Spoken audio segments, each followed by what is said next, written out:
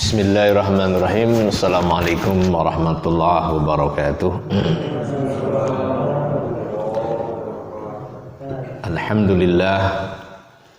Alhamdulillahi rabbil alamin. Wassalatu wassalamu ala asyrafil anbiya'i wal mursalin wa ala alihi wa ashabihi ajma'in, amma ba'du.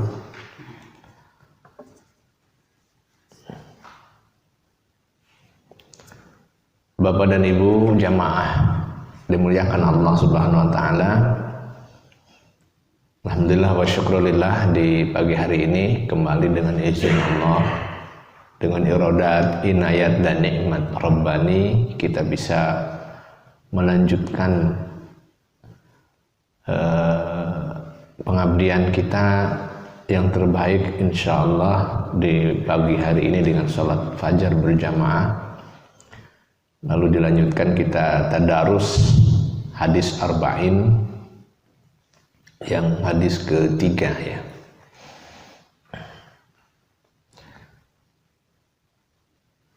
Mari kita baca bersama-sama dulu. Bismillahirrahmanirrahim. An Abi Abdurrahman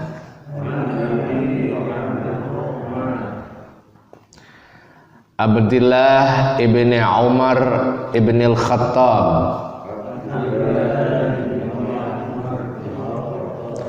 radhiyallahu anhuma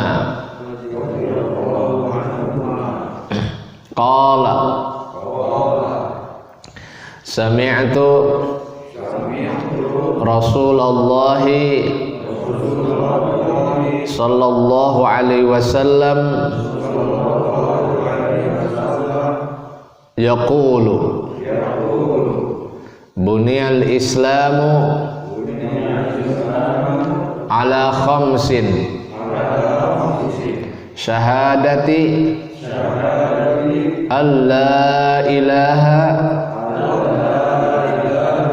illallah wa anna muhammadan Rasulullah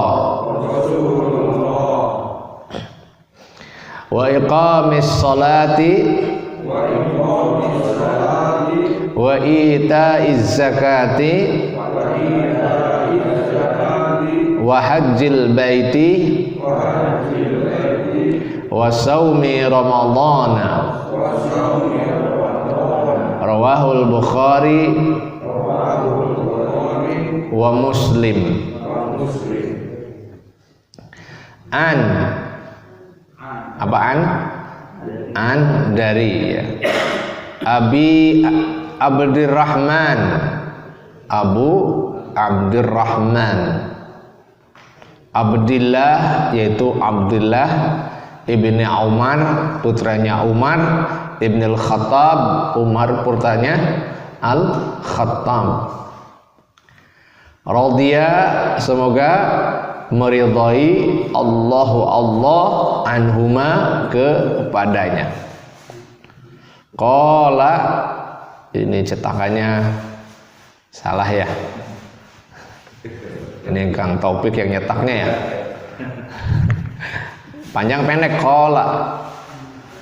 Panjang ya, harusnya ada alif. Qala, berkata.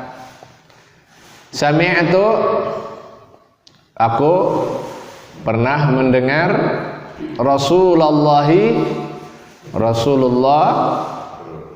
sallallahu alaihi wasallam yaqulu, bersabda, bunia telah dibangun al-islamu, Islam ala khamsin, dengan 5 perkara, 5 pilar. Syahadati, yang pertama bersaksi alla ilaha, bahwa tidak ada Tuhan illallahu, kecuali Allah, wa anna, dan sesungguhnya Muhammad itu Rasulullah, adalah utusan Allah.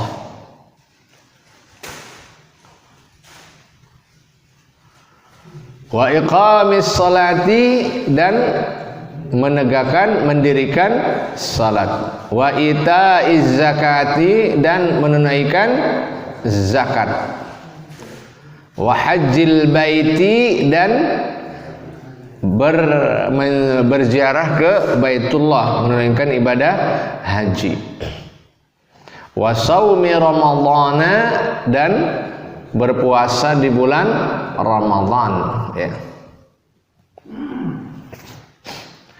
Rawa telah meriwayatkan kepada hadis ini siapa? Al-Bukhari, yaitu Imam Bukhari, wa Muslim, dan Imam Muslim.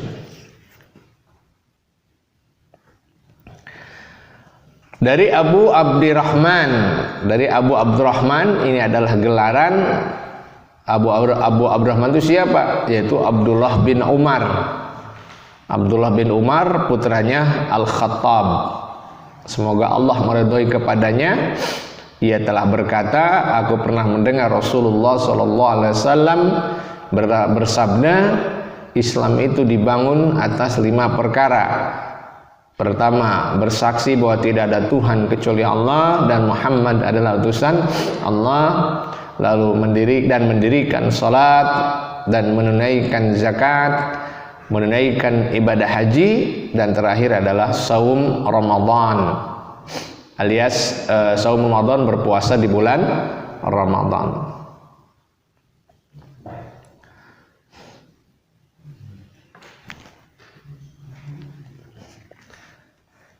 Bunyal Islamu ala khamsin, bahwa Allah itu maha bijak, Allah itu maha hakim, sehingga bunia, siapa yang membangun? Tentu adalah Allah. Yang mendirikan Islam adalah Allah. Yang membuat, yang mensyariatkan, yang menciptakan Islam adalah Allah. Pada berapa perkara Islam itu dibangun? Islam yang agung ini dibangun dengan 5 pilar, 5 tiang, 5 fondamen, ya, yang semua fondamen ini adalah merupakan ujian bagi semua hamba. Kita diuji dengan 5 pilar, 5 tiang. Kenapa diuji? Biar keislaman seseorang nyata, biar keislaman seseorang itu tampak betul. Karena tidak bisa kita mengklaim saya muslim tapi tidak nyata. Mana cirinya, mana pilarnya, mana bentuknya, ya. Agama dimanapun pasti punya bentuk, punya ritual, punya bukti. Tidak omdo. Tahu omdo? Omong doang. NATO, no action, talk only.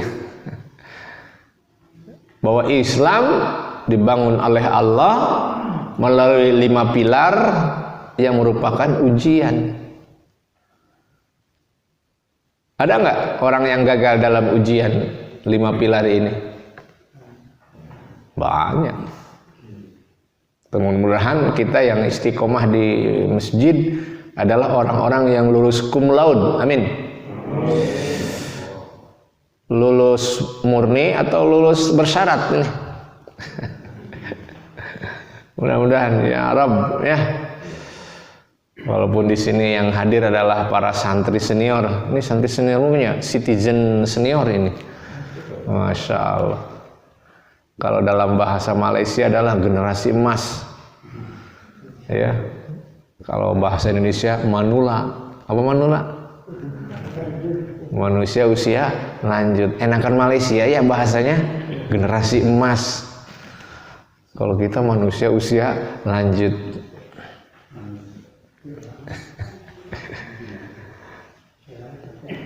Syahadati an la ilaha illallah. Pertama adalah syahadat. Syahadat ini Bapak Ibu sekalian adalah harus dengan lisan, alias diucapkan. Makanya tidak bisa syahadatain ini hanya di hati, harus dideklarasikan, diucapkan dengan nyata, terdengar, tersaksikan oleh orang-orang sekitar. Ya. Bapak, Ibu, kapan mulai bersyahadat? Bu? Hah? Waktu kecil. Ingat tidak kapan pertama kali bersyahadat?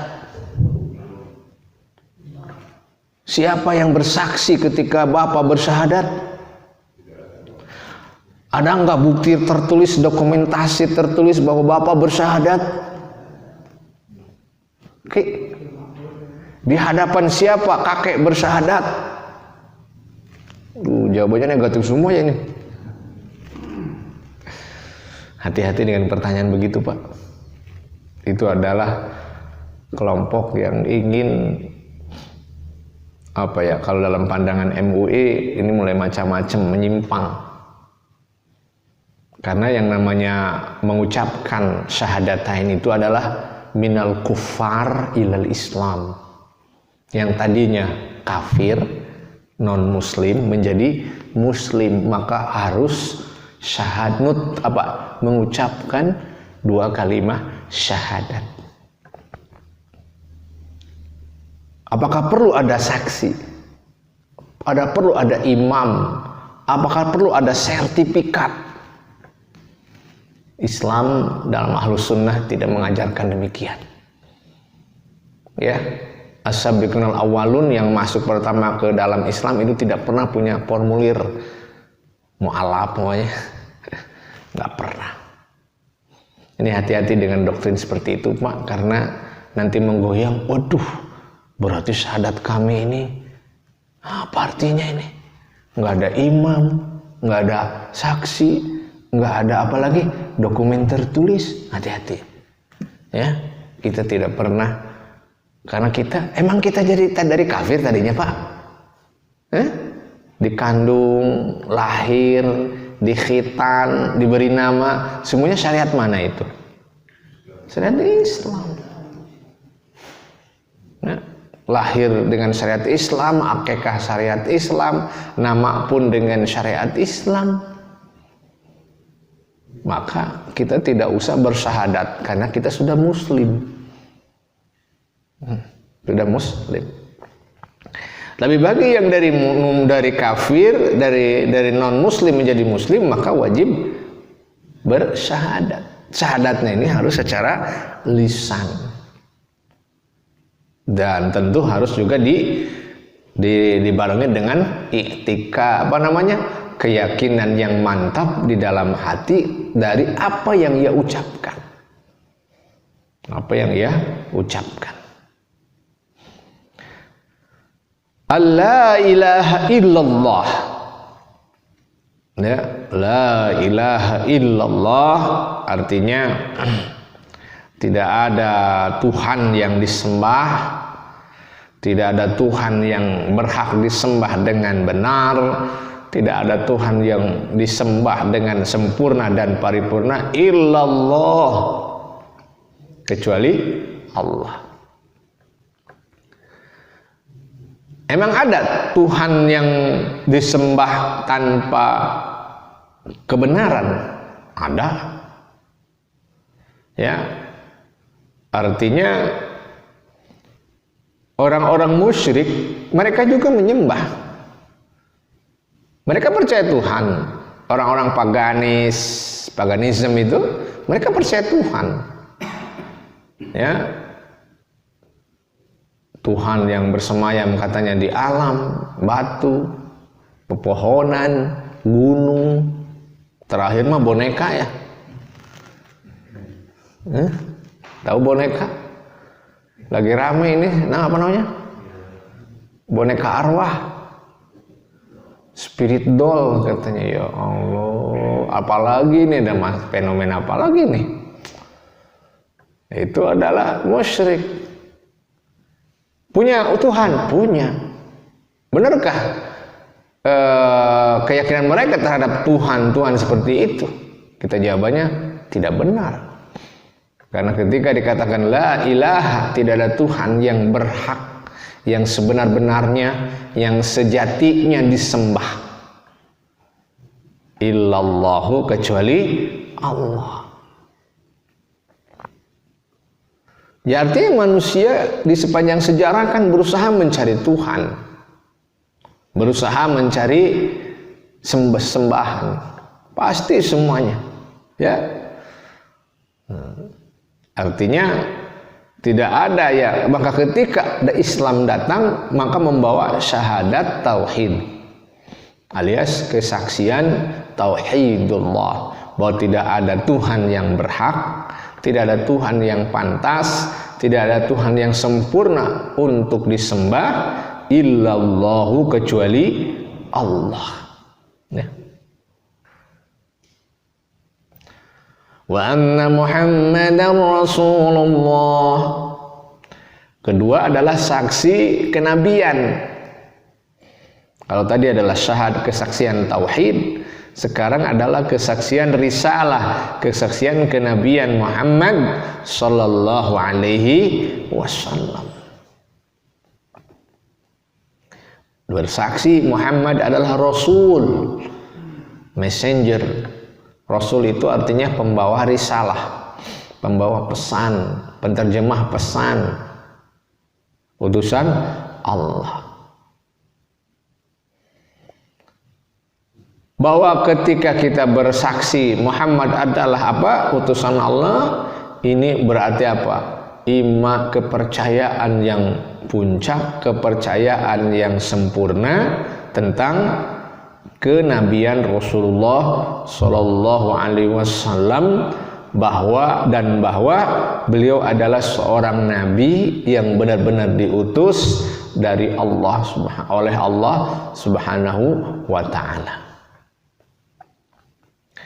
Bagaimana cara cara Muhammad diutus? Tentu ini adalah pilihan Allah. Tidak ada sekolahnya ya jadi nabi. Tidak ada sekolahnya jadi Rasul. Ini adalah otoritas Allah. Makanya mengapa sejak kecil Rasulullah yatim, tidak dapat pendidikan bapak, ibu pun sebentar, kakeknya yang legendaris juga tidak lama, paling lama diasuh oleh siapa? Oleh Abu Thalib, pamannya. Orang yang paling lama mengasuh, apakah menerima kerasulan Rasulullah? Tidak. Aneh kan? Paling lama ngasuh, tidak jadi pengikut. Artinya benar-benar Abu Thalib walaupun lama mengasuh tidak pernah mengkondisikan, mendidik sang kemenakan jadi Rasul. Ya kalau kiai besar lahir dari orang tua kiai lagi, lalu dibiasakan, dibina, dididik, dibesarkan, digembleng, ya jadi kiai. Ya, kiai besar lahir dari kiai besar lagi. Atlet besar lahir dari atlet besar lagi. Tapi mengapa Rasulullah, seorang Muhammad jadi Rasul, justru dididik, diasuh oleh orang yang menentang kerasulannya? Dari siapa di sini? Zat mana yang menggerakkan, yang mengkondisikan Muhammad jadi Rasul? Kecuali Allah. Coba secara logika. Kan nggak mungkin. Hidup yatim. Memang berkecukupan Rasul ketika masa-masa Abu Thalib. Prihatin. Tapi tolong ya, prihatinnya ini jangan sampai ada yang melecehkan. Ada yang kadang melecehkan masa-masa kecil Rasul. Hati-hati, itu orang tidak mengerti. Rasul itu manusia mulia. Sebelum jadi Rasul aja Allah muliakan. Kemanapun Muhammad kecil pergi, selalu ada awan tipis. Kemanapun Muhammad remaja pergi, terjaga matanya, hatinya dari maksiat. Karena sudah ada ciri-ciri kenabian, ciri-ciri kerasulan. Jadi tidak boleh ya masa-masa Muhammad sebagai Rasul disamakan dengan manusia biasa, karena beliau sudah terjaga. Ya kita sedih aja kalau ada orang atas nama apapun melecehkan kemuliaan Muhammad sebelum jadi Rasul. Kan itu pasti rangkaian dari sejarah kenabian beliau. Hati-hati ya, ini Ahlussunnah.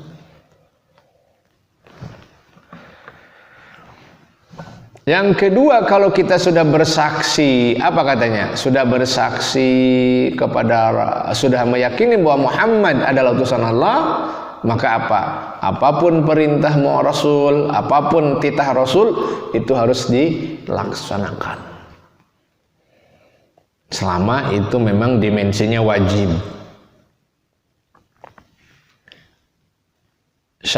Lalu apa konsekuensi syahadat risalah juga? Adalah apapun yang dilarang yang dilarang oleh Rasul itu harus dijauhi. Rasul tidak senang melihat orang makan dengan tangan kiri. Rasul tidak senang melihat lisan seseorang, tangan seseorang menyakiti orang di sekitarnya.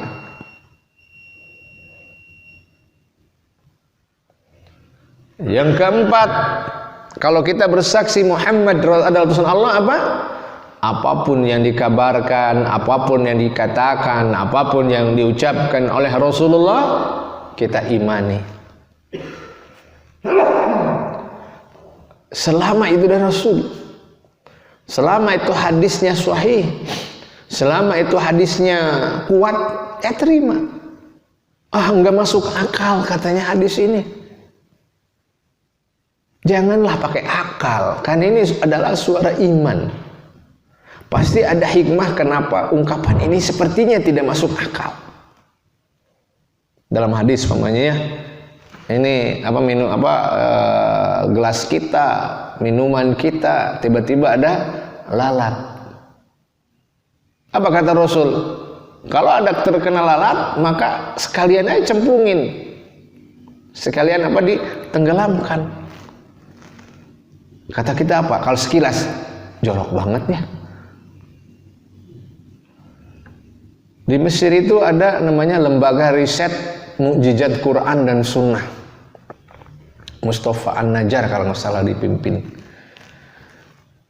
Di hadis tentang lalat yang dicemplungkan itu ternyata beliau membuat riset. Kenapa, apa rahasia dibalik justru ditenggelamkannya sayap lalat yang lain? Ternyata ada temuan-temuan ilmiah saintis bahwa itu ada manfaatnya yang sangat banyak. Ada hikmah saintis. Ada bagian-bagian virus yang berbahaya sehingga harus ditenggelamkan. Jadi jangan berpikir bahwa hadis, wah pantas saja kan Rasul kan hidup di zaman masih teknologi belum berkembang. Ini pernyataannya bertentangan dengan sains. Hati-hati. Selama itu keluar dari Rasulullah, kita imani. Masuk akal, tidak masuk akal, terima. Karena ini bukan masalah akal dan masuk akal tidak akal. Ini masalah karena tidak bersaksi bahwa Rasulullah Muhammad adalah utusan Allah.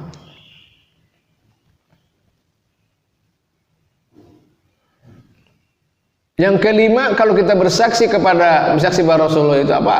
Bahwa kita harus menyembah Allah ya persis seperti aturan yang telah diatur oleh beliau. Jadi dalam ibadah itu kan kata para ulama yang pertama harus benar caranya, baru ikhlas. Jangan dibalik ya, ikhlas dulu baru dicari benarnya cara yang benar. Yang harus benar dulu. Menyembah Allah bagaimana aturannya, beribadah kepada Allah bagaimana prosedurnya. Siapa yang menetapkan prosedurnya? Ya Rasulullah.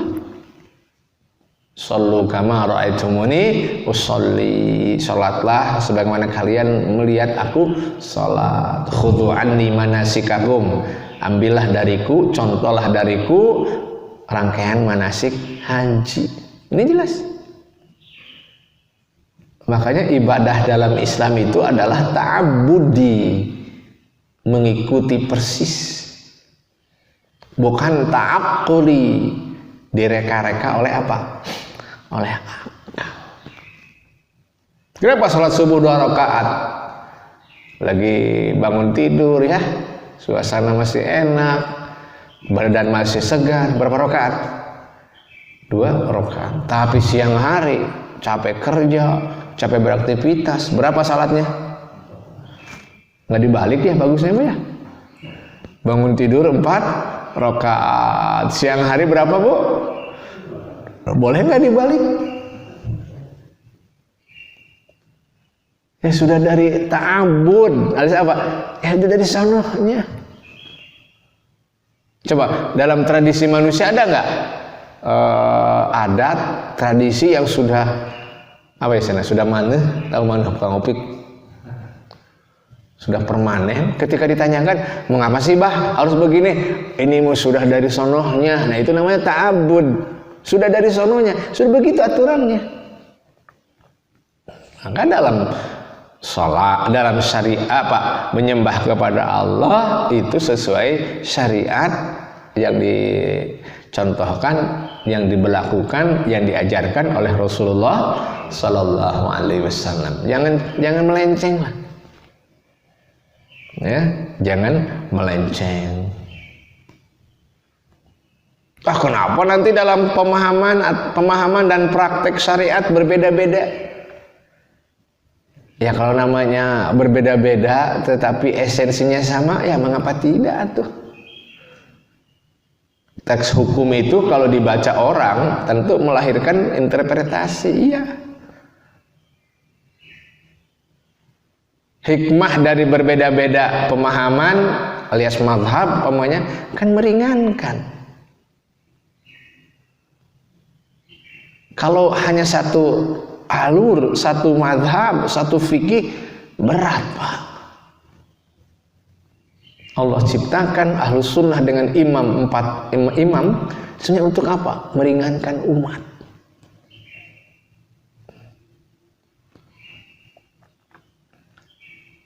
Itu yang kelima. Dan yang keenam, bahwa kalau kita sudah mengatakan wa anna Muhammadar Rasulullah, apa? Harus mencintainya, mencintai Rasul, ya. Tidak boleh kita sudah bersyahadat wa asyhadu anna Muhammadar Rasulullah tapi kita benci terhadap Rasul, ya. Benci terhadap tradisi Rasul, sunnah Rasul.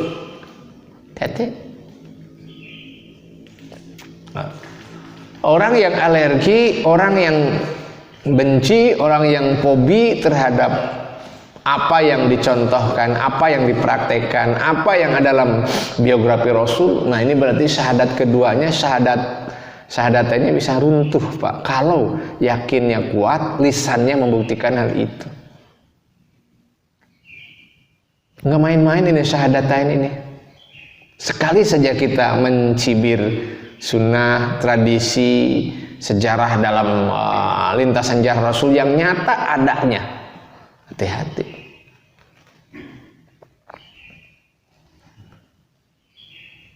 Seorang yang mencintai sesuatu tentu akan merasa memiliki, dia akan bela. Coba Pak Persib kalau ada yang menghina, marah nggak ini bobotoh?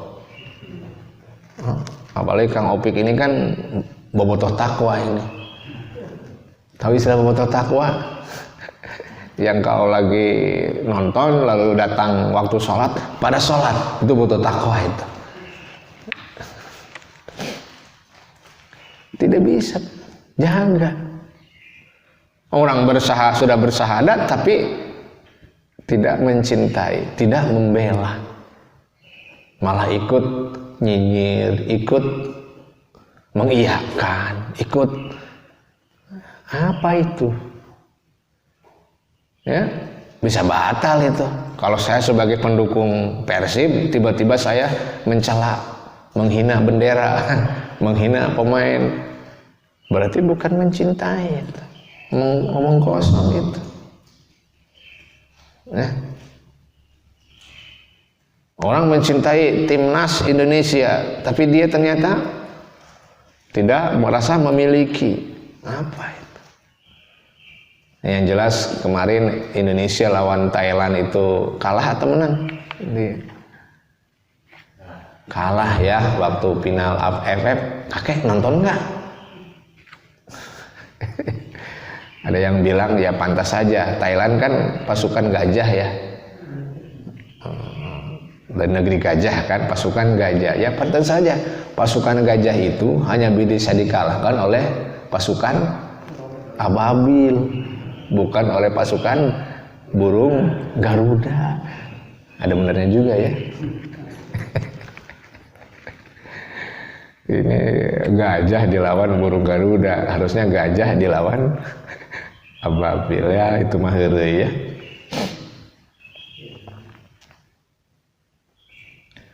Mudah-mudahan Bapak Ibu kita sebagai ahlus sunnah menjaga betul syahadatain ya, karena ini adalah pilar pertama dari Islam.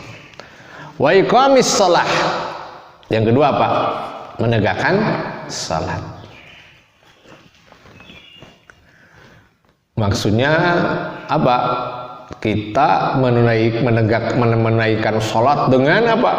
Memenuhi semua syarat-syaratnya, memenuhi semua rukun-rukunnya, ya, memenuhi segala kewajiban-kewajibannya, menunaikannya tepat di waktu sholat itu. Menegakkan sholat ini Allah menyebutnya, Al-Quran maupun hadis selalu menyebutnya menegakkan sholat, iqamah, membangun, mendirikan, bukan melaksanakan. Kenapa dengan kata iqamah? Karena di sana ada namanya bangunan kan, banyak pirantinya, ada tiang, ada atap, ada kerangka, ada lantai. Berarti ketika salat sama, syarat-syarat sah salat, rukun-rukun salat, hal yang wajib dalam salat, hal-hal yang sunnah dalam salat, hal-hal yang membatalkan salat itu benar-benar diperhatikan. Tidak asal salat, ya, tidak asal salat. Sehingga kalau orang sudah menunaikan salat dengan segala syarat, segala rukun, segala sunnah, segala yang wajib, segala yang mungkin makruh dalam salat, maka pasti di luar salat dia akan terbiasa dengan hal yang baik. Coba, esensi salat kan berdoa. Berarti di luar salat hati kita terus tertambat dengan Allah melalui doa. Esensi sholat bersih kan, bersih fisik jasmani, bersih rohani, bersih pikiran, kan enak orang sholat. Orang sholat dididik dengan apa sih ucapan pertama dalam sholat? Takbir kan, Allahu Akbar. Apa itu takbir? Merendahkan diri di hadapan keagungan Allah. Jadi manusia yang tawadu, tidak sombong di muka bumi. Jadi kalau syarat sholat, rukun sholat, yang wajib dalam sholat, sunnah-sunnah sholat, menjauhi makruh sholat, semuanya itu kalau dilaksanakan pasti melahirkan apa? Kebaikan-kebaikan apa? Orang akan refleks mengurangi nilai-nilai manfaat-manfaat kebaikan dalam sholat, dari sholat. Siapa yang masih dijewer padahal sholat, fawailul lil musallin, masih ada orang sholat yang dijewer. Apa? Alladzina hum, orang-orang yang dari sholatnya, setelah sholatnya sahun. Sholat mendidik orang tawadu, habis sholat dia masih sombong, itu namanya sahun, lupa, nggak ada dampaknya. Orang dengan sholat bersih jasmani rohani, setelah sholat dia kotor lagi. Banyak kan begitu? STMJ namanya. Apa STMJ? Sholat terus maksiat jangan, hati-hati. STMJ ya.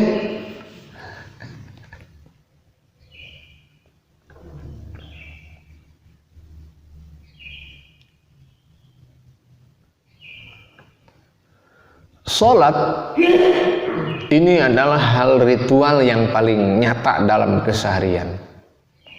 Ya, kalau syahadat masih tidak terlihat oleh semua orang dimanapun, karena syahadat hanya sekali kan, ketika masuk Islam. Tapi setelah berislam nggak ada lagi syahadat. Makanya sholat ini adalah syiar, simbol, ciri, bukti yang paling dekat dengan keislaman seseorang. Dan tidak mungkin ada orang beribadah seperti ibadah keyakinan agama lain, kan? Coba ada nggak ibadah yang sama antar semua agama? Cara ritual, cara nyembah, cara prosedurnya. Tempatnya saja kalau di masjid pasti namanya apa? Sholat. Kalau di gereja namanya apa? Kebaktian. Kalau di pura, kalau di wihara, beda nggak judulnya? Beda, Pak. Tempat itu menentukan jenis ibadahnya. Waktunya pun menentukan jenis ibadahnya. Ya. Maka sholat ini adalah ciri keislaman yang paling mudah, paling gampang, paling menonjol untuk identifikasi. Karena ketika seseorang meninggal lalu ketahuan dia sholat, kan gampang, dan dia muslim, berarti dipelihara diurus dengan gaya Islam. Tapi kalau ketahuan dia suka kebaktian umpamanya ya, suka sembahyang di tempat-tempat ibadah mereka yang biasa, ya silahkan diurus oleh dengan cara mereka masing-masing. Kan ini tegas, hanya nyata gitu. Orang-orang yang sinkretis agama dicampur-campur, kasihan ini, nanti matinya mau cara apa? Mau cara ini, cara itu, masa gado-gado gitu, kan gak enak gado-gado itu. Apalagi saya kurang seneng tuh makan gado-gado yang sedikit, ya. Ya.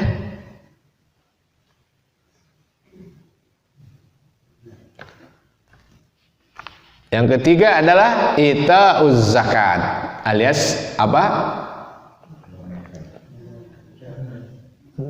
Menunaikan zakat, membayar zakat. Zakat itu adalah ibadah tapi bersifat maliyah, harta. Nah, kalau sholat itu adalah ibadah jasmaniyah atau ibadah badaniyah. Kan fisik kita kan. Dari mulai takbir, rukuknya, sujudnya, sampai kita salam, itu semua gerak badan. Maka disebutnya ibadah badaniyah. Tapi kalau zakat itu adalah ibadah maliyah. Kenapa disebut mal? Karena sesuatu yang orang condong, sesuatu orang yang seneng, itu namanya mal. Uang, harta disebutnya mal dalam Islam. Sesuatu yang buat orang condong, seneng, ngebet, resep gitu. Coba ada nggak orang yang tidak senang dengan harta? Ya?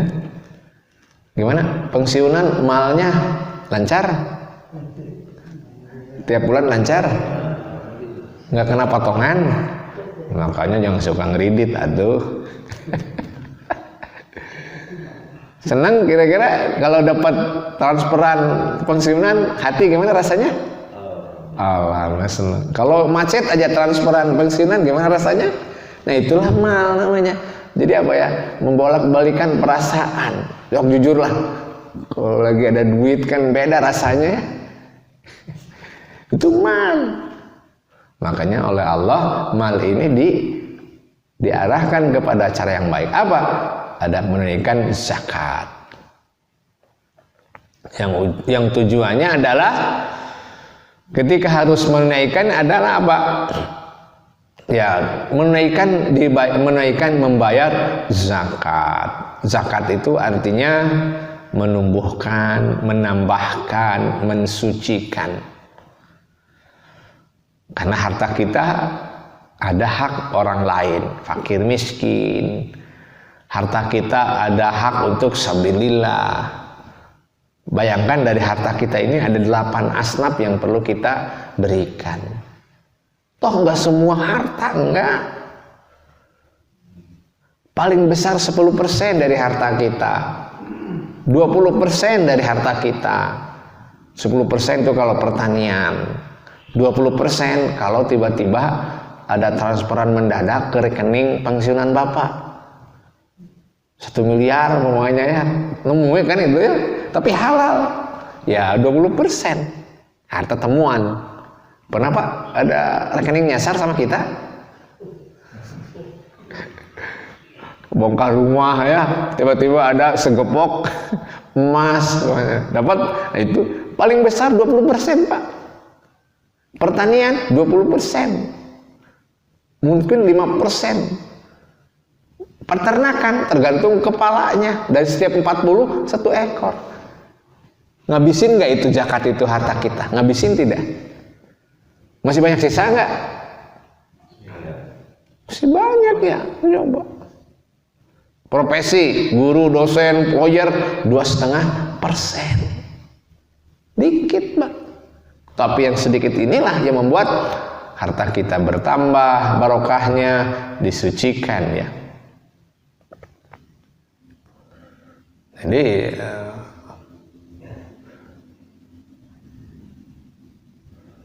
makanya kalau kita meyakini betul kalau kita sudah maksimal sebenarnya dalam zakat, kuatlah ekonomi umat ini.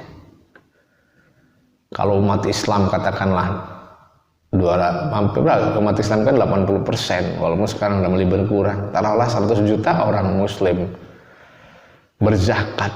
Maaf, bukan zakat fitrah ya. Kalau fitrah mah standar kan. Ini zakat harta, zakat mal. Kuat ini. Apa yang tidak? Ya. Dan nanti tentu saja zakat itu adalah bukan hanya perintah atau ritual agama, tapi di dalamnya kaya dengan kemanfaatan sosial. Fakir miskin tersantuni, orang-orang yang terlilit utang terbantu ya, orang-orang para yang berjuang sedang menuntut ilmu, orang-orang yang menjaga negara tanpa digaji umpamanya, itu dengan zakat.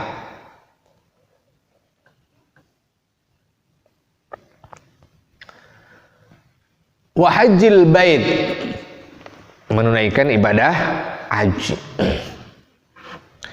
Haji itu artinya menyengaja. Haji itu berarti menyengaja mengunjungi Baitullah di Mekah untuk menjalankan ritual-ritual tertentu seperti tawaf, sa'i, melempar jumrah, mabit di Musdalifah, mabit di Mina, wukuf di Arafah. Ya. Makanya haji itu berarti menyengaja datang ke kota Mekah. Ingat, menyengaja, bukan apa istilahnya ya, main-main. Menyengaja datang kota Mekah untuk menjalankan ibadah tertentu dalam waktu tertentu. Datangnya di musim haji, lokasinya di kota Mekah, lalu memang menyengaja, baru disebut haji.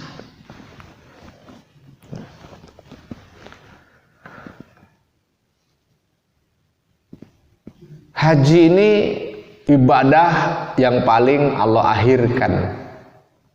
Walaupun di sini saum Ramadan dia, kalau di sini saum Ramadan ya, di Bukhari Muslim ya, kita dalam hadis-hadis lain diakhirkan, sehingga puasa Ramadan itu setelah haji, sebelum haji ya, sebelum haji, atau hadis lain kadang sebelum zakat.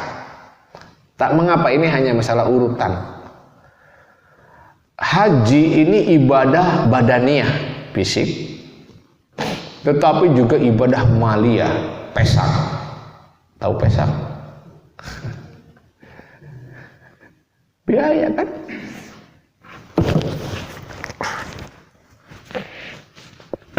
Mohon maaf. Syahadat ini ibadah keyakinan, ya ibadah yang mudah lah, ritual yang paling gampang. Kalau syahadat cukup orang mengucapkan ya. Sholat ibadah badaniyah, fisik. Haji ya badaniyah ya maliyah. Zakat ibadah maliyah, harta.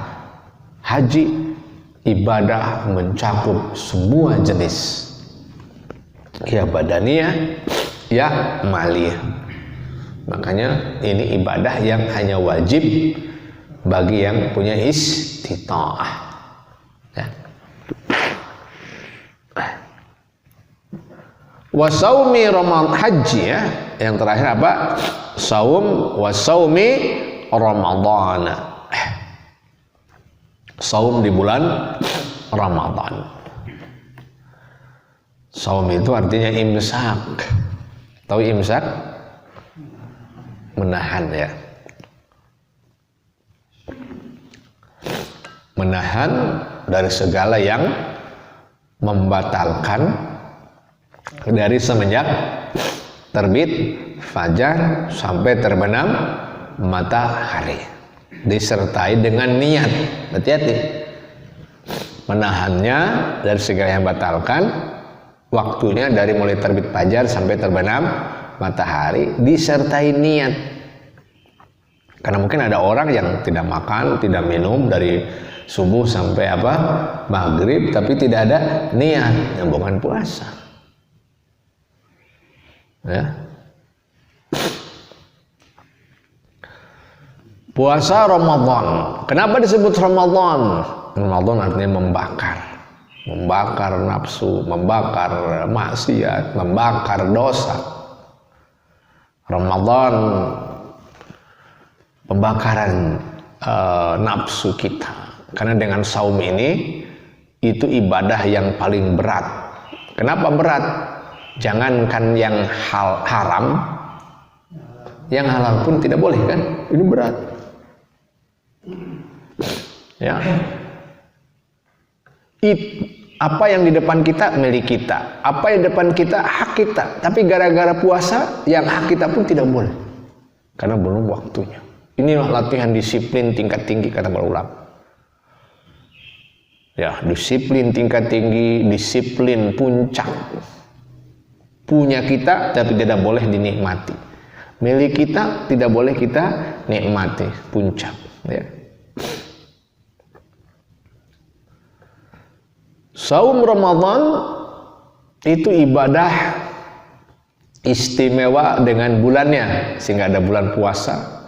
Istimewa dengan rangkaian dalam saum itu disertai ibadah lain, yaitu zakatnya, disertai ibadah-ibadah Ramadan yang banyak, iktikafnya, tadarusnya, apalagi sampai ada Id yang menyertai, sholat Id yang menyertai saum kita, yaitu Idul Fitri. Kenapa disebut Idul Fitri? Bolehnya kita makan-makan, membatalkan diri, makan minum setelah sebulan berpuasa. Itu bayangkan, ada pestanya yang menyertai saum, setelah saum. Ada kebahagiaan menyertai setelah saum. Kalau habis salat ada pestanya enggak? Habis zakat ada pestanya enggak? Habis haji ada pestanya enggak? Tapi habis saum itu ada pestanya. Sehingga ada sholat Idul Fitri, sholat tahunan. Boleh makan yang paling enak, minuman yang paling enak, pakaian yang paling pantas. Kan bersukaria. Ya, inilah kelebihan dari saum Ramadan. Makanya yang paling penting bahwa kita tahu bahwa agama Islam ini punya fondamen, agama Islam ini punya akar, agama Islam punya cabang, ya. Fondamen dan pilarnya tentu adalah arkanul Islam, ya. Yang paling utama tentu pilarnya adalah syahadatain, ya. Yang tentu yang harus diamalkan, ya. Apakah dengan arkanul Islam yang 5 ini disebutkan oleh Rasul berarti yang wajib dalam Islam itu hanya 5? Enggak juga, Pak. Ya. Ketika Rasul sallallahu alaihi wasallam hanya menyebutkan 5 pilar ini, tetap di sana tetap apa? Kewajiban-kewajiban lain. Nah, contohnya menuntut ilmu, nggak disebutkan di sini kan? Contohnya apalagi berjihad, nggak disebutkan di sini. Contohnya lagi apa? Hidup berjamaah, pemanya ya, sesama muslim, nggak disebutkan di sini. Karena arkanul Islam itu adalah pilar pokok, fondamen dasar. Yang lainnya masih ada turunan dari sholat melahirkan sekian kewajiban, turunan dari puasa, turunan dari haji. Artinya kewajiban masih banyak sekali, kewajiban masih tersedia dalam berbagai bentuk, dalam berbagai level, yang membuat kita yakin betul bahwa Islam adalah agama yang memiliki fondamen kuat agar Islam memang permanen, tidak berubah-ubah oleh perubahan waktu maupun perubahan tempat. Semoga kita bisa menjaga 5 pilar ini, ya, yang menjadi bukti bahwa kita menjadi muslim sejati dan menghadap Allah, wala tamutunna illa wa antum muslimun, menghadap Allah dalam keadaan jadi muslim yang sejati. Wallahu alam. Enggak, kalau ada yang mau bertanya.